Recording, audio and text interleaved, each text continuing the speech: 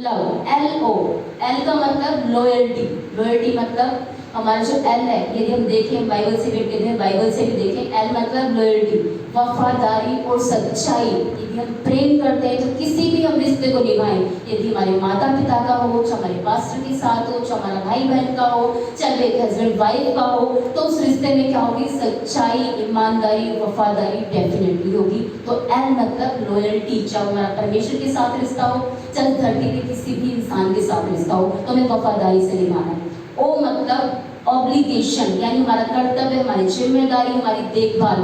जो भी हमें जिम्मेदारी में परमेश्वर से प्रेम करते हैं, तो परमेश्वर ने जो भी जिम्मेदारी इस जगह पर करने के लिए दी है, तो डेफिनेटली उसे प्रेम से निभाएंगे। चाहे हमें वर्शिप करने की जिम्मेदारी मिली हो, चाहे हमें छोटा सा बचत बांटने की जिम्मेदारी मिली हो, चाहे हमें इसके लिए हमें सफाई की जिम्मेदारी मिली हो, चाहे हमें टॉयलेट की क्लीन, छोटे से छोटे बड़े काम को भी क्या करेंगे हम? जिम्मेदारी से निभाएंगे। छोटे से बड़े रिश्ते को भी, चाहे गरीबी हो, हम उसको जिम्मेदारी से निभाएंगे और हम उसे प्रेम के साथ निभाएंगे। वी फॉर वैल्यू, हमें प्रेम क्या सिखाता है? वैल्यू, अहमियत देता है। किससे?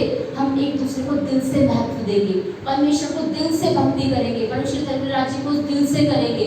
तो हमें क्या करना है? यदि अंदर प्रेम है तो हमें किसी का मूल्य, छोटी चीज हो, चाहे वो छोटी से छोटी सूक्ष्म चीज हो, चाहे बड़ी चीज हो, हमें हर एक किसी का मूल्य समझने का हमें समझ होगी।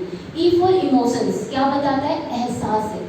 ई फॉर इमोशंस एहसास है, हमारी भावना होगी लोगों के अंदर, जिससे भी हम प्रेम करते हैं या परमेश्वर से प्रेम करते हैं, और हमें उसमें क्या होता है? देखभाल, लोगों के प्यार करना, स्नेह करना, यानी हम क्या सिखाते हैं? इमोशंस होगा। यदि कभी मैं किसी से पास्टर से प्रेम करती हूँ या आपसे प्रेम करती हूँ, तो मैं कभी भी आपका क्या करूँगी?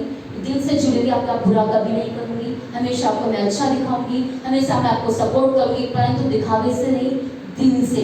तो हम लव की डेफिनेशन क्या है? L for loyalty, O for obligation यानी हमारा कर्तव्य, V फॉर वैल्यू, अहमियत देना, दिल से निभाना, E फॉर इमोशंस यानी एहसास, भावनाएं, इमोशंस होते हैं उनके अंदर। तो